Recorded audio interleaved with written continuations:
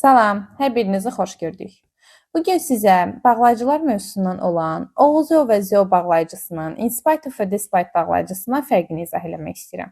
Deməli, bildiyiniz kimi bu bağlayıcının dördünün də mənası baxmayaraq ki deməkdir. Amma buna baxmayaraq although və though-dan sonra mütləq cümlə gəlməlidir, yəni mübtədası və xəbəri olmalıdır. Amma in spite of və despite-dan sonra isə ya söz birləşməsi, ya əvəzlik, ya da feilin aincili forması, yəni gerund gəlməlidir. Yəni burada in spite of və despite-dan sonra xəbərdən istifadə etmək düzgün deyil. Məsələn, although it was raining, we went out. Doğru ifadədir və yaxud da though it was raining, we went out doğru ifadədir. Amma in spite of it was raining, we went out demək olmaz. Çünki in spite of və despite-dan sonra it was mübtəda və xəbər gələ bilməz. Cümlə belə doğru ola bilərdi. In spite of rain, we went out və yaxud da despite the rain, we went out ifadəsi doğrudur.